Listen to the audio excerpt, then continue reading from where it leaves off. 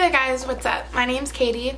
Today I'm going to be talking about how I had to call the police on my Airbnb host.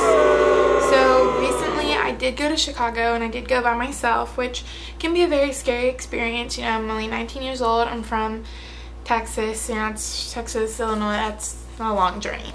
But I'll insert some pictures here. You know, we got some Chicago pictures. Anyways, so yeah, going to Chicago by yourself, that's one thing, right? Most people, you know, I feel like Airbnb is, you know, starting to become a more popular way of traveling. Like, less people kind of do hotels because you can find kind of more attractive and cheaper Airbnb options pretty much no matter where you're going.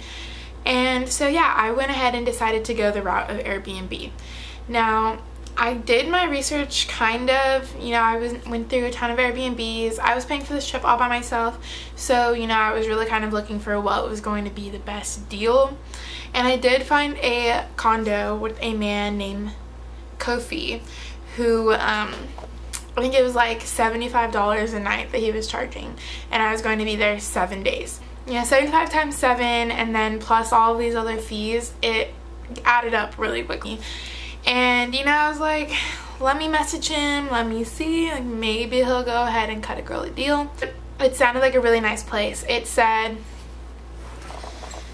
that the room was going to have like a flat screen TV, the whole condo was going to have Wi-Fi, said that it was in a really nice part of town, said that it was, you know, downtown.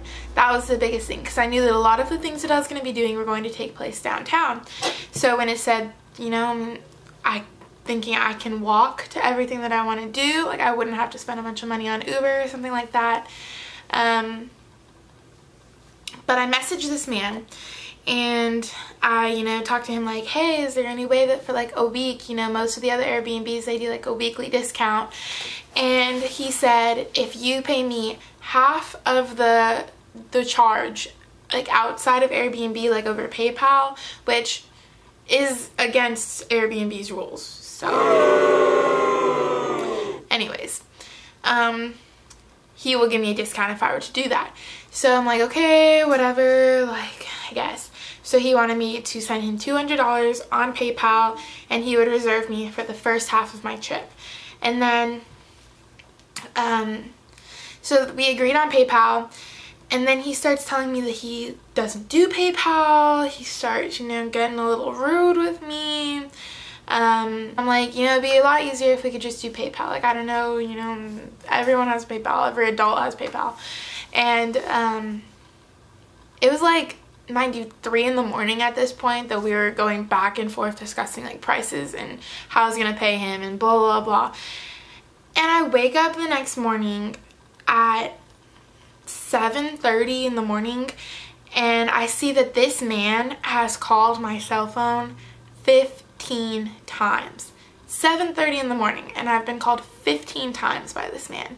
And then I get a notification saying that he canceled my my reservation through Airbnb because he got $286 through Airbnb, but we hadn't figured out how I was going to send him the other $200. So he canceled my reservation because I was not up at 7:30 in the morning to send this $200 to him. And so I text him and I'm like, you know, you've already gotten half of your money. It's kind of unfair for you to cancel my reservation. And he's telling me, you know, only children are asleep at 7:30 in the morning. So I must be a child because I was asleep at that time. And he's an adult and he's working. So he was up. And at this time, I was having phone issues and my phone didn't even make phone calls. Like the audio thing doesn't even work. However phones work, I don't know. So I couldn't even call him. And then he starts telling me that I'm probably some 40-year-old man who's trying to scam him because I can't call him. So I'm like, okay, whatever. I'll have my mom call you. So my mom calls him and immediately is like, you know, at 7:30 in the morning, like, my 19-year-old daughter is asleep. And he, you know, back and forth again with the whole same thing. Well, adults are awake. Adults are awake at 7:30 in the morning. And he starts explaining how he's a chef. This is important. Remember this. He tells my mom that he's a chef and that he works all night long because he's trying to start working for this really big cooking company. And he was still like, he was weird and kind of rude, but whatever, like he redid my reservation. And so then we were confirmed. Like, I would send him the $200 on PayPal. He had me send it to like a friend of his or something like that. And then I paid the other $286 on PayPal. Wait, on Airbnb. So, you know, he's got all his money now. Like, I should be set. So I'm chatting with him and I'm like, okay, like, you're sure this area of town is safe? Like, I'm 19 years old. I'm going to need to use like, you know, I'd rather walk everywhere, or, you know, like, what is the safest way to get around? He goes, honey, this is the safest side of town in Chicago. Like, everything is so safe here. You're going to feel so good. You can go do whatever you want, like, by yourself. You will be safe. So I'm thinking, sweet. You know, like, I got a really good price on this. The guy sucks, but hopefully he won't be that bad in person. And I'm in a really good part of town where I can just walk anywhere I want. So I get to Chicago, and it was like $100 and something to take an Uber from like the airport to where he, you know, where the condo is. And I decided to take the train. So I had to get on like 3 different trains, whatever. Like, I'm carrying suitcases, but whatever. It's not a big deal. Like, I'm not even gonna lie, like, it was kind of a scary part of town. Like, I didn't feel super safe where I was.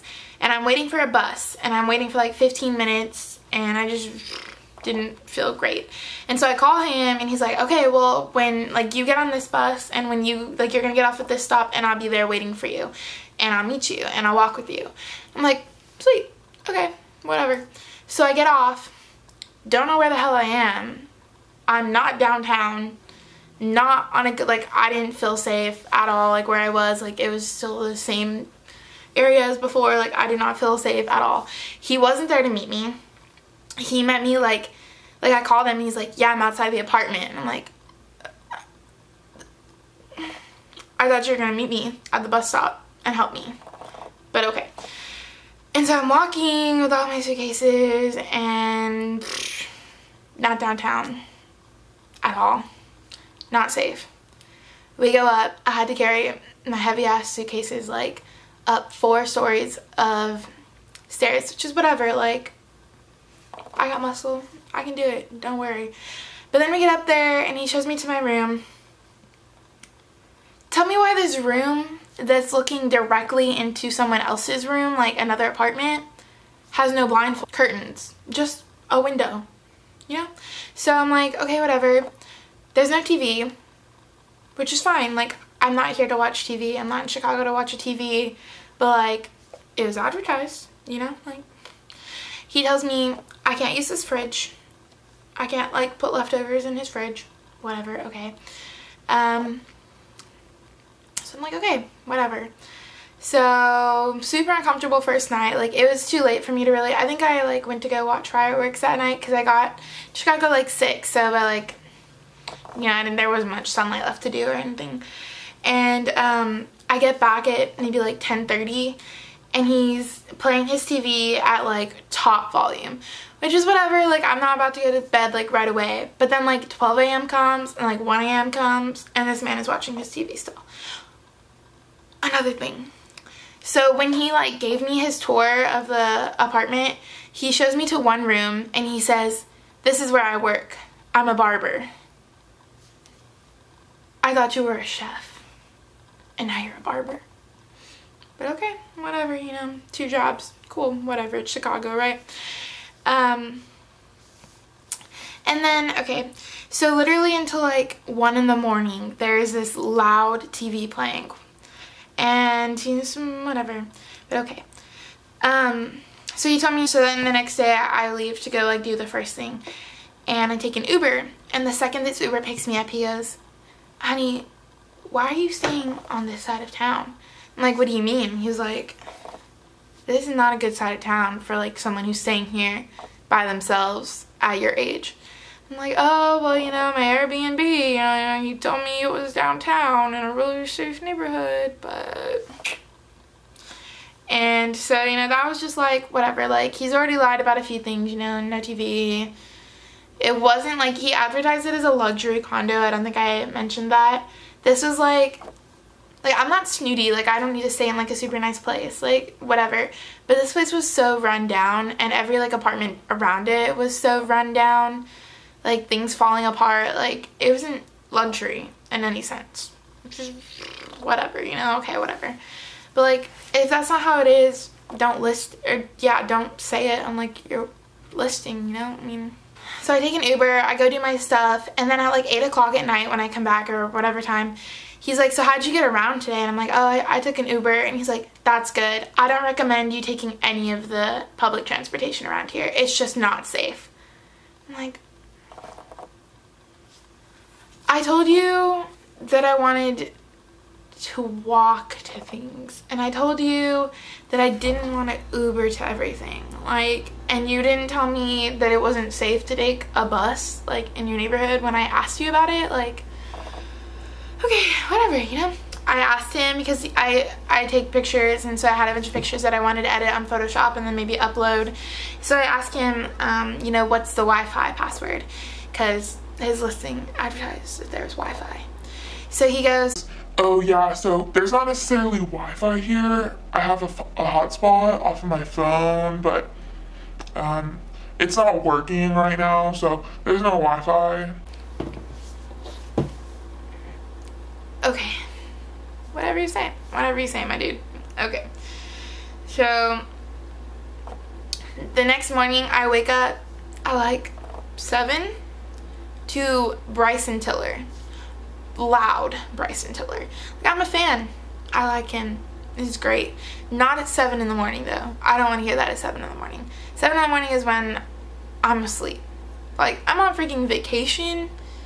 I'm not trying to listen to Bryson Tiller at 7 in the morning played on a very loud speaker. No thank you. And then I don't smoke weed, but I'm fine with it. I don't care. Whatever. But I know other people do. And this man's apartment did not once the week that I was there not smell like weed. Like hardcore weed. Like, you're going up the stairs and you already smell it. Like, so, you know, I mean, I don't, whatever, like, but other people care. I know other people care. So, you know, this whole time I'm thinking, like, yeah, this isn't great. He's not great. It's not ideal.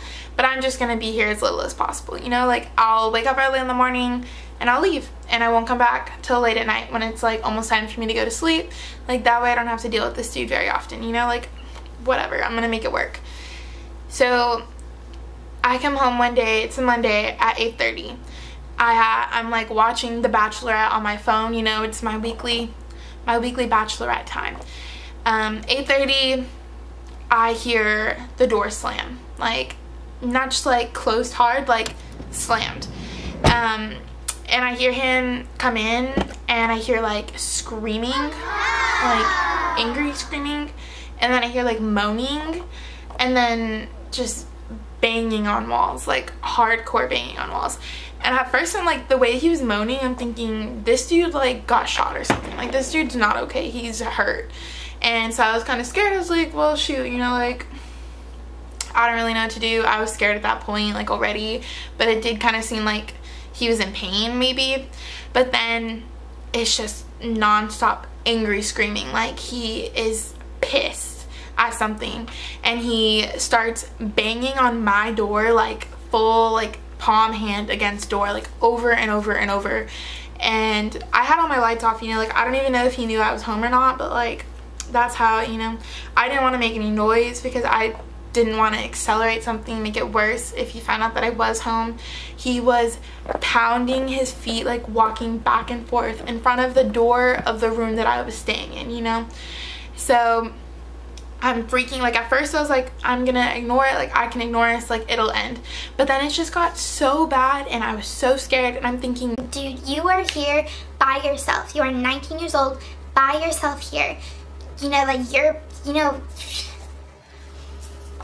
this is a scary thing that's happening. This is not normal. So I'm texting my mom, and I texted her, like, the address and everything, and she ended up calling the police. And she told the police, you know, like, hey, my daughter's alone on vacation here. That, like, this guy's already weird and rude, and now he's banging on her door, like, screaming. And she's scared and she wants to leave. And then my dad heard about it, and he calls the police and says the same thing. and I guess he like booked me another room to stay at in like a hostel or something that actually was downtown. But eventually like it gets kind of quiet, and like 8 or 10 minutes go by and I hear knocking at the door, and so I'm like, okay, this is the police, like he's gonna answer the door, they'll figure this out, I'm gonna pack my crap up and leave, like I'm not even gonna deal with him. And so I'm waiting for a minute, like I hear the knocking and I don't hear anyone ever go to answer the door. So like I'm like shaking, and I go out and I open the door for them, and I guess he's just like gone.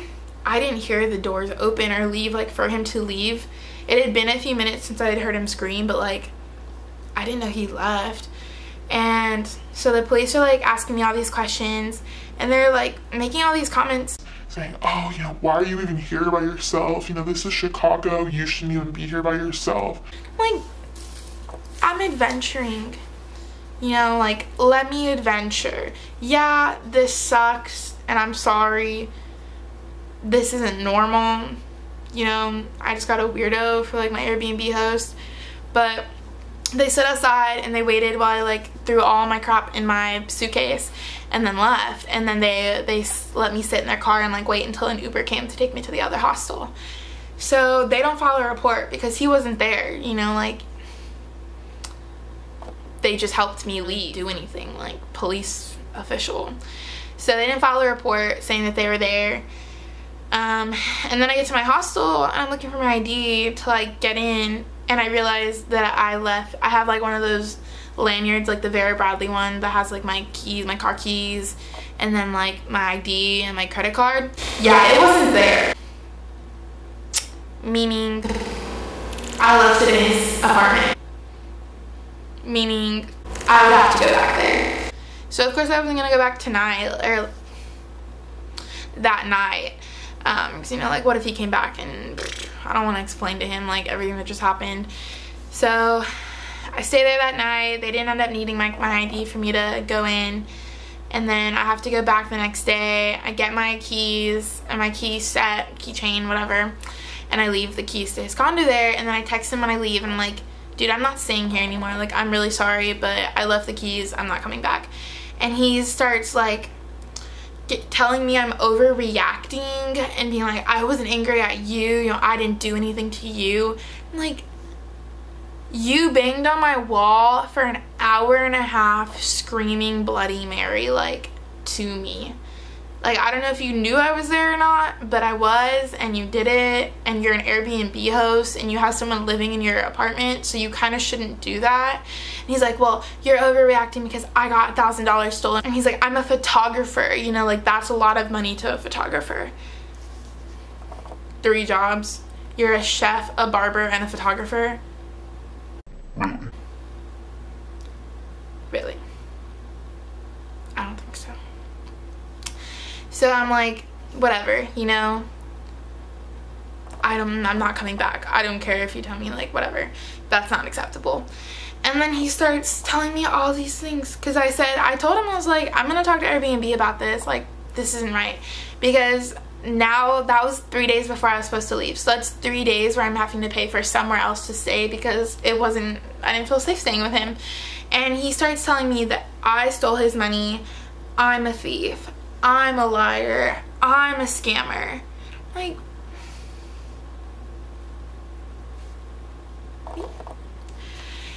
and he starts, like, not like threatening me, but he's like, if you write a bad review about me on Airbnb, trust me, like, yours is gonna be worse. And I'm thinking, dude, I'm trying to get you off Airbnb. Like, my plan is to do much worse than writing a bad review for you. Like, you are not a safe person to be living with. So I call Airbnb, like, because there's no police file or police report filed, there's no proof that I even called the police out to the residence. And then because he wanted to do most of our messaging, like, off of text message, there's no way to prove that he was rude to me. There's no way to prove that he asked me to pay him that other half of the money, like, over PayPal. So eventually, like, they told me 3 different times that he refused to do a full refund, but eventually they just did it. And so I got, like, $200 of my dollars, $200 back. But yeah, if you go to Chicago, and you want to stay in an Airbnb, do your research. Stuff's not ideal. So that is your story time. It's just, you know, I mean, like, it was a great experience minus that, but now I have stories to tell you and my future children. Thank you guys for watching. Like and subscribe down below. I'll have many more interesting videos for you. Catch you later.